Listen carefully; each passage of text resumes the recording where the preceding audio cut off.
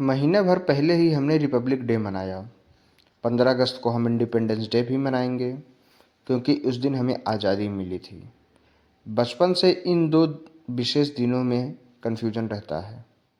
आज हम रिपब्लिक को विस्तार से समझेंगे और यह डेमोक्रेसी से अलग कैसे है, इसे भी समझने का प्रयास करेंगे। नमस्कार, मैं आदर्श आपका स्वागत करता हूं अपने चैनल पे। क्या आप जानते हैं, भारत सिर्फ डेमोक्रेसी नहीं बल्कि एक गणराज्य यानी कि रिपब्लिक भी है। परंतु डेमोक्रेसी और रिपब्लिक में क्या फ़र्क है? रिपब्लिक शब्द लैटिन भाषा के शब्द रेस पब्लिका से आया है, जिसका मतलब है पब्लिक मैटर, और गणराज्य का मतलब होता है लोगों का राज, यानी कि जब शासक वंशानुगत न होकर समूह हो। रिपब्लिक ऐसी व्यवस्था है जहां देश का प्रमुख यानी कि हेड ऑफ स्टेट जनता द्वारा चुना जाता हो, सत्ता वंशानुगत न हो, अंतिम शक्ति जनता में निहित हो, यानी राजा या रानी नहीं बल्कि जनता सर्वोच्च होती है। अब रिपब्लिक और मोनार्क में क्या अंतर है?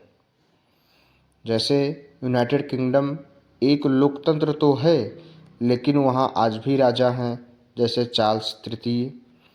इसलिए यूके एक कॉन्स्टिट्यूशनल मोनार्की है, रिपब्लिक नहीं। जबकि इंडिया में राष्ट्रपति जनता के प्रतिनिधियों द्वारा चुना जाता है, जैसे कि द्रौपदी मुर्मू जी। इसलिए भारत एक रिपब्लिक है। भारत कब रिपब्लिक बना?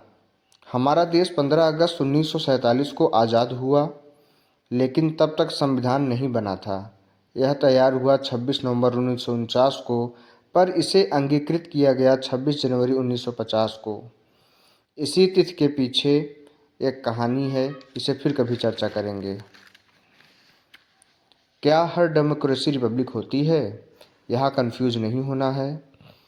डेमोक्रेसी होती है जनता द्वारा चुनी गई सरकार, रिपब्लिक होता है वंशानुगत शासन, नहीं बल्कि चुना हुआ राष्ट्राध्यक्ष। इसलिए यूके डेमोक्रेसी है लेकिन रिपब्लिक नहीं, और भारत डेमोक्रेसी भी है और रिपब्लिक भी। क्या रिपब्लिक सिर्फ चुनाव तक सीमित है? जी नहीं। रिपब्लिक का मतलब है rule of law, equality before law, public accountability, constitutional supremacy.